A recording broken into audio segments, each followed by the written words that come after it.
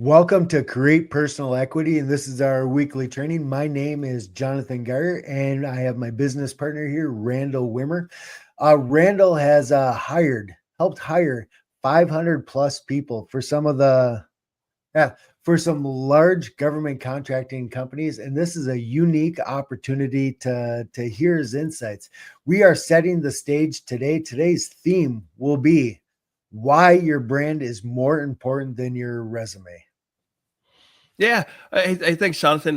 First of all, I really enjoy doing these things. I do because I think that um, I really wish I would have had somebody sharing information about personal branding Yes, sir. because I screwed it up every single way and twice on Tuesday with the development of my personal brand. In fact, I had no personal brand, and I really struggled climbing the corporate ladder as before I launched my companies. And it wasn't because of my resume. I've always had a competitive resume. The deal is nobody knew about it.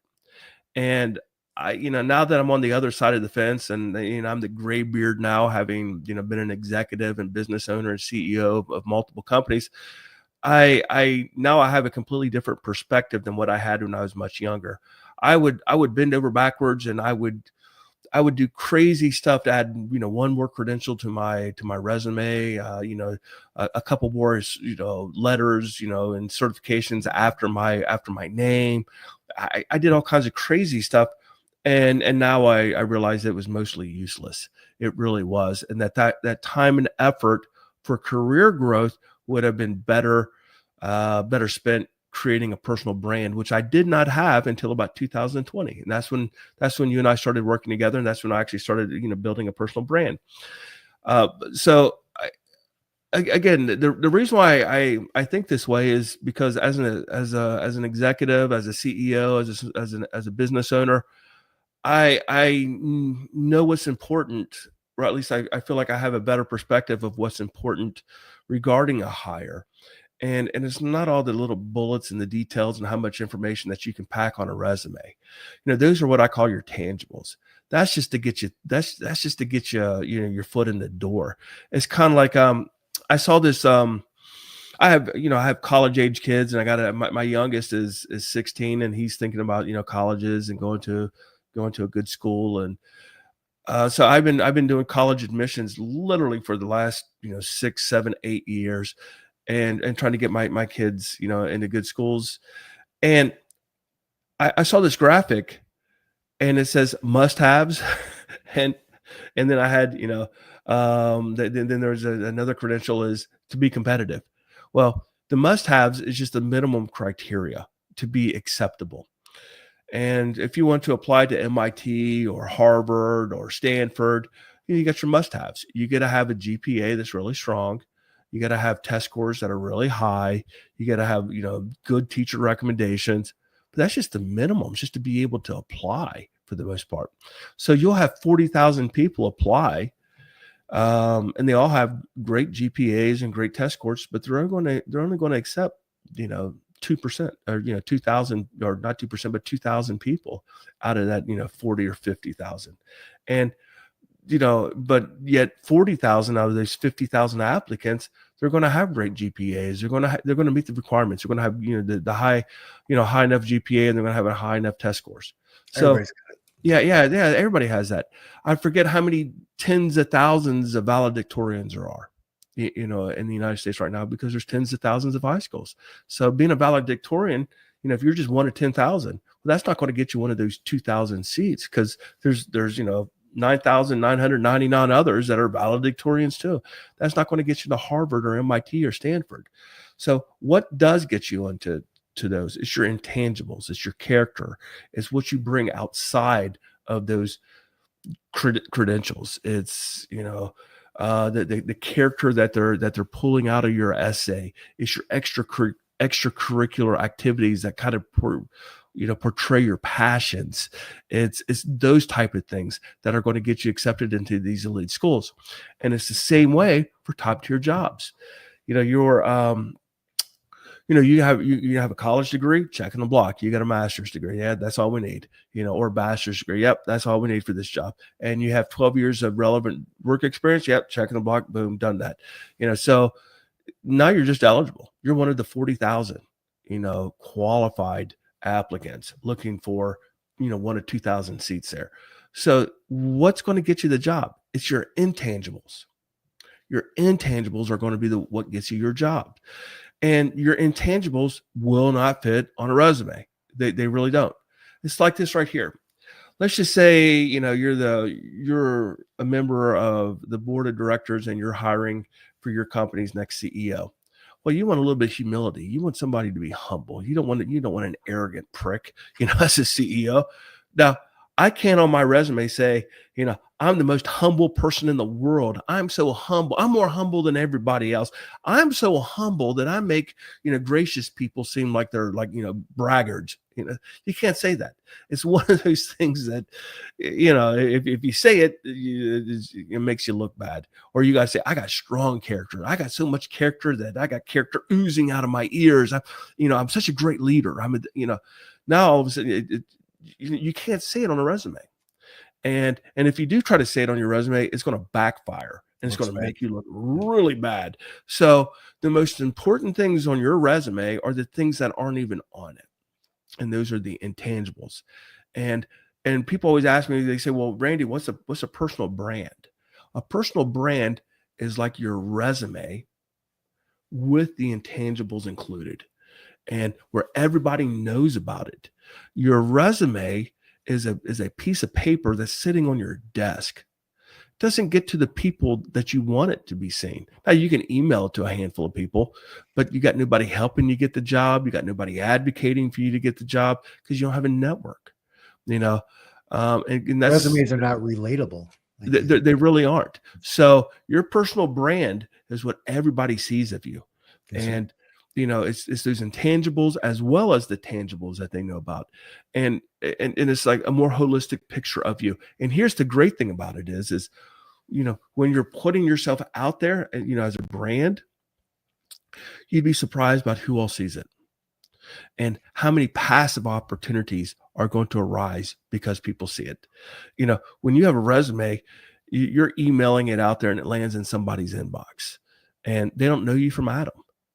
Why are they going to read your resume to begin with? You're just one of 40,000 resumes that just ended up in their inbox. There's nothing that can distinguish or differentiate you from everybody else because you're unknown. Your personal brand is when somebody gets to know you, not just read your resume, but they get to know you. They get to see the intangibles. And that's what I would say the biggest difference is that, I would say there's two big differences. The first big difference is a personal brand includes your intangibles, which is the most important aspect of your identity when you're up for one of these top tier positions, or you're small business owners looking to garner, customers and those type of things. The other thing that it does is it enables you to leverage your network, develop a network that can advocate for you. And there are going to be a lot more opportunities that you're not aware of than there are that you're specifically aware of.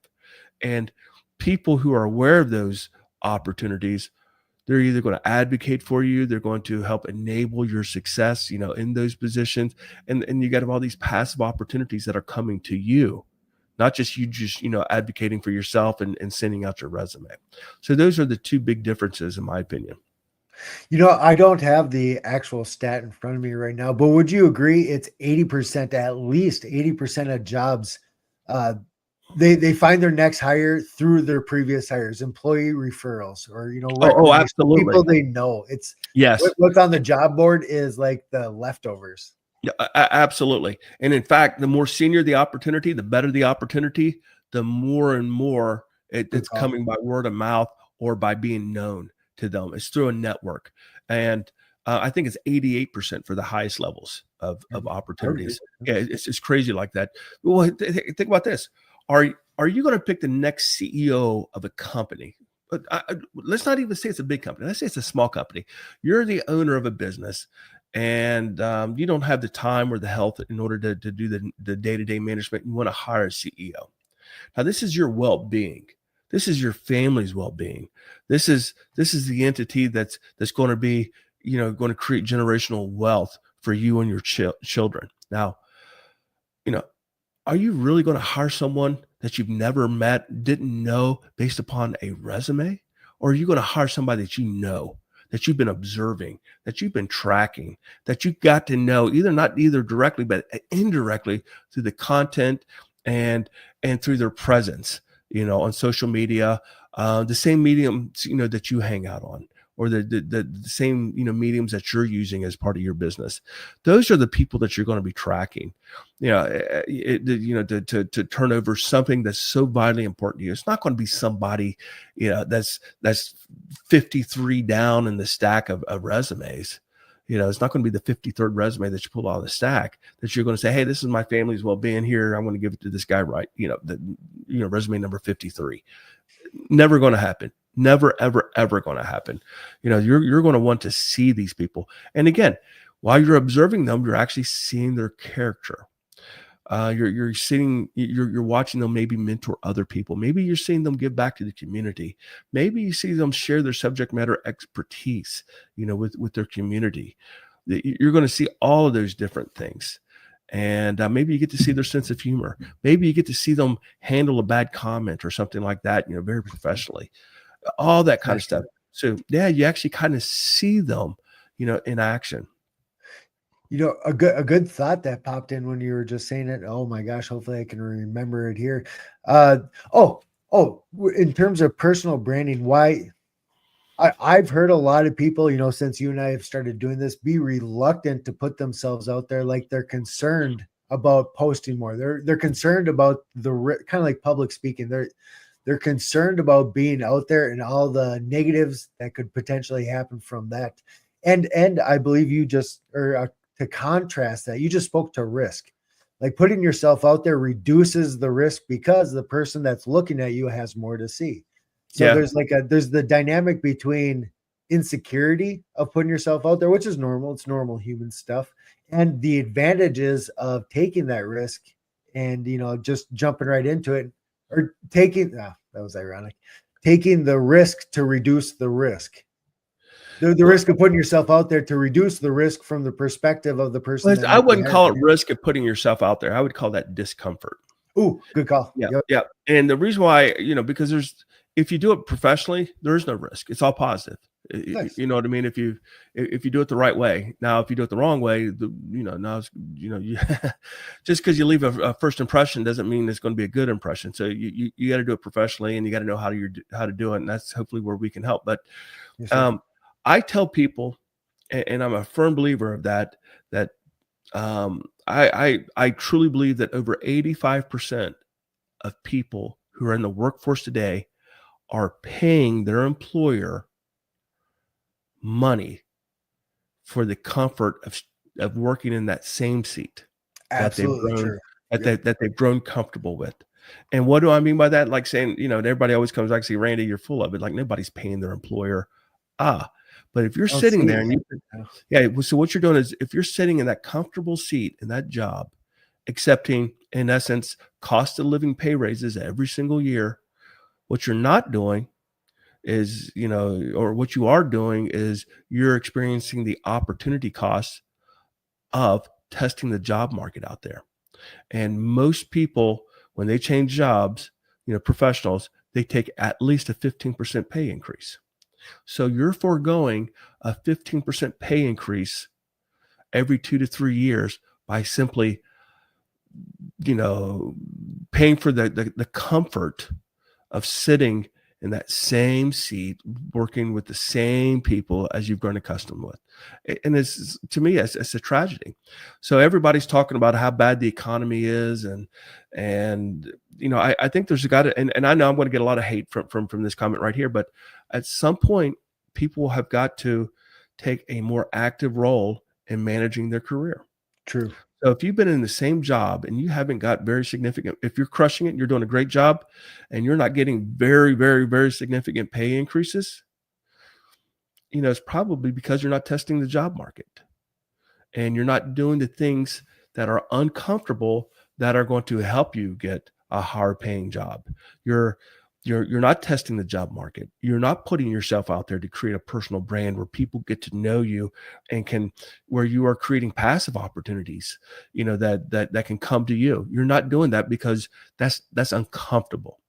So again, I'm going to get a lot of hate for this, but a lot of people, they don't take control. They don't take responsibility and accountability for doing the uncomfortable things to effectively manage their career growth. And, but they'll be the first to complain that, oh, the economy's so bad, I haven't got a pay raise. Well, you haven't got a pay raise because you haven't tested the job market. You haven't got a pay raise because you haven't created a personal brand, put yourself out there where you're going to have these people coming to you saying, hey, that's the person we need here. And what's it going to take to get them? And where you're going to be getting these, opportunities.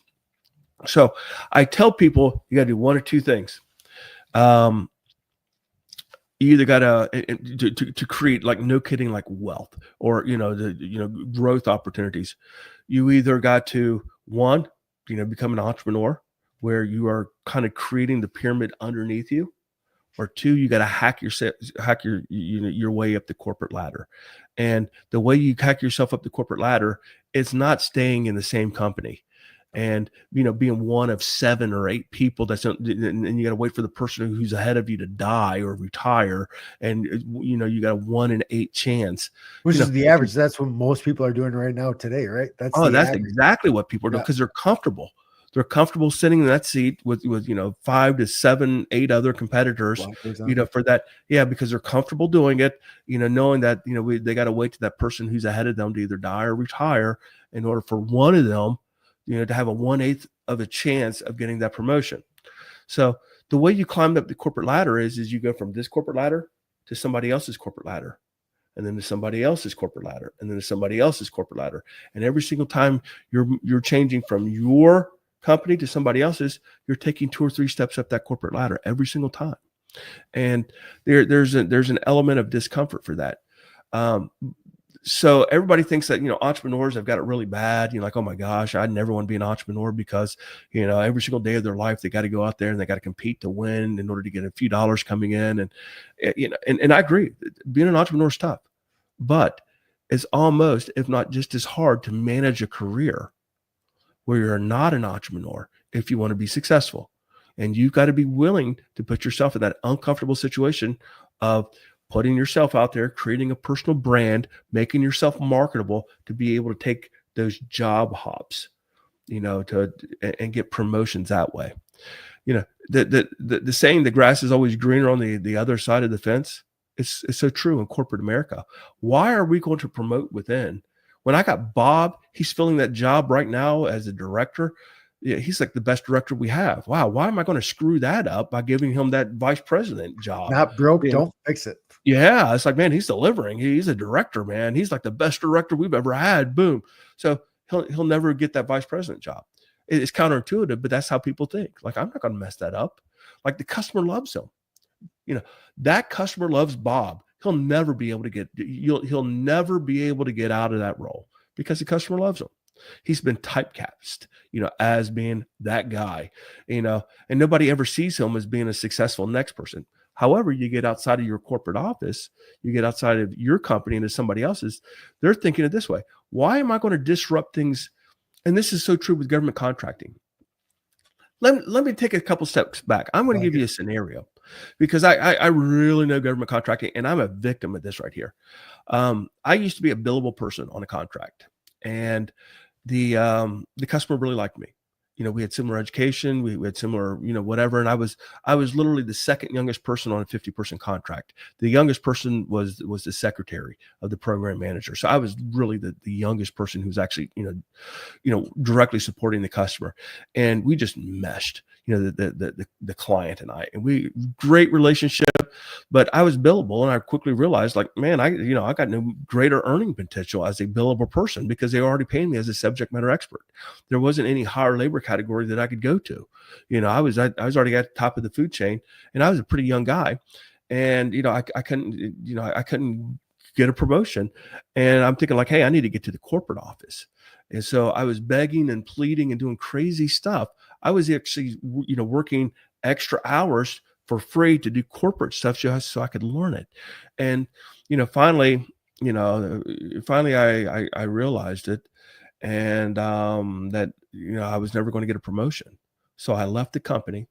I left on a Friday, and on Monday, I am literally getting ready to walk into my new employer's office, and I get a phone call from Eunice. Probably shouldn't have said the name. I got a phone call, From some from company. from some company, and they said, "Hey, Randy, would you be interested in this corporate position?" And I said, "What do you mean?" I just resigned. Friday was my last day. And they said, "Yeah, we know that, but we could never have taken you away from a customer who really liked you as a Unisys employee." And I just said it, as a Unisys, and Unisys is no different than any other. We could never have taken you away from a customer who really liked you and moved you. That would have been a slight against the customer. It would have been taking a sharp stick and shoving it in his eyes, like saying, "We don't really care about you, customer. We're going to take one of your favorite employees away." We could never have done that. But now that you're no longer a Unisys employee, we can offer you this opportunity in the corporate office. So if I wouldn't have been willing to leave for a better opportunity, I would still be in that same role to this very day. Same role. And I'm not joking. Which makes sense. Yeah. I know people who have been on contracts for 20, 30 years, but they don't have much financial growth opportunities. They really don't. So unless you're willing to aggressively manage your career and leave and put yourself in that uncomfortable situation of going to a new company, interviewing for positions, advocating for yourself for that position, and having a personal brand, then you're never going to be successful. I think you just qualified Create Personal Equity's ideal customer persona there too, right? That checklist that you just listed off, because it's not everybody. Like, Yeah. as we said at the start of this, the vast majority of America, the working population, doesn't want that. They want the comfort. They're willing to sacrifice that future opportunity for the present stability. That's it. And you know what? I wouldn't even call it emotional stability. Oh, good call. Yeah. It's not even financial stability. It's emotional stability. It's like, why do I want to change jobs? I'm comfortable here. I know everybody here. I know where the coffee pot is. And, Bob and I, we've been working together for the last 7 years. I know Bob, I knew Fred, I knew Sally, I know, all this kind of stuff. Why in the world would I want to change jobs? Well, because you only change jobs if you're making, the rule of thumb is you never change jobs, and you never accept a new job unless you're making at least 15% more. At least 15% more. So, you'll never get that bump. You'll never get that 15% bump or more bump, because you never change jobs. And and then you have people, like I said, I tell them myself, I've been comfortable too in positions. And, there's been times that I've been very aggressive and actively managed my career, but then there's times that I get lazy and I didn't. And so I'm telling on myself, I could have done things a lot faster, a lot better. I could have taken care of my family better had I done that. So, so I'm not like pointing the finger at other people. I'd be a hypocrite if I did that, because I've fallen victim to that as well. So if you got to take ownership. You got to be 100% responsible and accountable for your own career growth, your own financial earnings. You go out there and you ask people this question right here. Do you like what you're making right now? Are you satisfied financially with what you're making? And I would say probably 85% of the people say, no, I'm not. I would want more. I think I'm worth more. Now, again, you ask those same people, and only 15% of them are going to say, yes, I'm willing to be uncomfortable to make more. No. Most people won't be honest if you ask them. They'll say, yeah, I'm willing to do that, but they're not, because they're proving their beliefs through their inactions. It's all surface level. Yeah. So you got to take action. If you're not taking action, basically you're admitting to yourself by not taking action that I'm willing to pay my employer for the comfort of being able to go back to the same location and do the same job I've been doing. And that's literally what people are doing. They're paying with opportunity costs. Maybe let's put a label on that. That is step one. Decide if you want to be that percent. I can't remember what you said, like Yeah. 88% of people that just stay or whatever. Maybe like you personally, everybody watching this needs to make that personal decision. If you stay by choice. And if you want to grow, if you want to expand, that is also a choice. And that is a choice that needs to be made. It is a personal thing, not like coming to that level of awareness Yeah. is how I'm thinking about it in my mind. Like step Oh, one, yeah. become aware. It's on you. It's not your boss, not that. Like you personally own that choice. What are you going to do with it? Yeah, absolutely. So, it just, I don't have statistics here, numbers here, but the overwhelming majority of promotions that a person will ever receive and pay increases comes by job change. It's not from the Totally. company that they're in. That's how Now, reality works. there are cases where that does happen. And if you're small business owners, you got to remember this thing, like saying, "Hey, I got to take care of my people," and that person is no longer a $120,000 person. That person's a $220,000 person now, and they're going to, if you hire the right kind of people, they're going to take the 220,000 job opportunity when it's, when it comes available to them outside of your company. So keep them happy and keep them, growing within your company. But most of the time, and I would say the overwhelming majority of the pay increases and promotions are going to come outside of your company. And you've got to, you got to make that happen. You don't make, and you could say, well, I'll start applying to jobs. No, that's not making it happen. Nope. Because you have no chance of getting those jobs because you don't have a personal brand. The kind of jobs that we're talking about, and I'm at, I don't want to sound like an elitist or anything like that, but I think our program, the Create Personal Equity program, and the people that we're most able to support and help aren't the people who are saying, "Hey, I'm a junior plumber and I want to become a senior plumber or a journeyman plumber," or we're talking about these are white collar professionals. You're never going to be hired based upon a job application. Never, ever, ever are you going to be hired off of a job application, because the kind of jobs that the people that we support, those aspirations, they require, they're so important that that the intangibles are really important, that you've got to be known, you got to, all these different things. So if you're saying that you want to do it and all you're doing is just submitting job applications, that's just to make you feel good. It's not to actually to accomplish anything, because at the level, at the white collar level, at the executive, at the at the senior management levels, that only happens with a brand. And if you're not willing to invest in the personal brand, and all you're doing is maybe you hire somebody, a resume writer, maybe job placement person, that's just putting salve on it. Unless you're willing to do the uncomfortable things, you're never going to be successful. And throwing money at it, that's the easy thing to do. Oh, I'll just throw money at it. I'll pay a job placement firm or something like that to get me. No, that's not real success. That's, like I said, that's just to make you feel better. If you throw money at something, it makes people feel better. But it's not until you're willing to really commit emotional equity, where you can feel bad, like I said, oh man, I just put myself out there. And or like I shared my views on, or I launched a nonprofit organization because this is what I'm passionate about. And you're willing to put yourself out there advocating for things. Now, and it's a lot easier than what people think it is too. Jonathan, it's like people think like, oh my gosh, I gotta be a braggart. I gotta, I gotta be a know-it-all. I gotta act this way. No, you want to act professionally. So the way you get around that is you have things that help you convey those non-tangibles, those Show, intangible don't things. tell. Show, don't tell, by maybe writing a book. I wrote a book called Good Enough to Launch Your Company.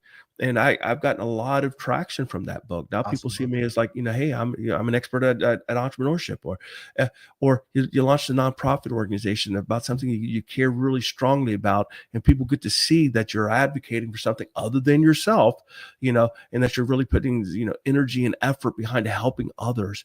Maybe you've got a newsletter where you're mentoring other people, you're sharing your information, and now they see you as like, oh my gosh, they're taking the time to actually, share their information with a group of people. They're giving back, they're willing to mentor. Those are all those attributes that are the most important things for those senior opportunities. Yeah. Well, we are at time here, and I think you did just summarize our point Yeah. this episode. But if you're willing to articulate it a little more pointedly or a little more directly, it'd be an awesome way to end this, eh? Yeah. Okay. Okay. This is where I'll be blunt. I like it. If you're not willing to be uncomfortable by creating a personal brand, I really do think that now this is gonna be a little biting. You really don't have the right to complain about your earnings or where your career is now, because unless you're willing to go through the discomfort of creating a personal brand, seeking new opportunities, then what you've really done is you've really accepted, either implicitly or explicitly, that you're very comfortable doing what you're doing, and career growth and financial growth are not important to you because you are choosing your comfort level over those two things, which is fine. That make for most people, that is the case. That is for a fact. That's the most, but Plan A. yeah, that is the vast majority of people, fall into that category. They are actually more interested about their comfort level than they are about their career growth and their financial growth. And if that's the case, then and it's working for you, that's perfect. And that is the case for most people. But if you have aspirations of doing something greater or better or earning more to take care of your family better or whatever your motivations are for financial growth, you can't say that you want to do that and then not be willing to put yourself in an uncomfortable situation. Success hurts, but still worth Yeah. doing. At least in my Yeah. perspective. Yeah, I agree. Yeah, it's painful. It really is. But it's like everything else. It's a muscle. The more you do it, Oh, the more you train that muscle, and then it's no big deal. It's like, and fun. now we should have concluded this thing 60 seconds ago, but I'm going to say this right here. Back when I was a small business owner, there were times, where I had to be a speaker at something or whatever. And I used to be able to jump up and then just speak somewhat eloquently or a lot better than I do now. And it was like no big deal. Now, now I don't do it nearly as well. And I experience a lot more anxiety doing it. Why? Because I don't do it as frequently. And that muscle has atrophied. The like, hey, I could throw the switch and do anything muscle, it's atrophied a little bit. And shame on me for letting that happen. So I recommend that, others don't do that. Just keep that throw the switch where I can do anything muscle. You got to strengthen it, because if you strengthen that muscle where you're able or not willing to try to do anything, you're going to be crazy successful. That's it. We are not going to improve. That is the perfect ending. Awesome work. Work the anything muscle. Yeah. Create personal equity. We look forward to our audience, everyone here attending again next Thursday at 12 p.m. Eastern. Have a great week. Thank you all. Talk to you soon.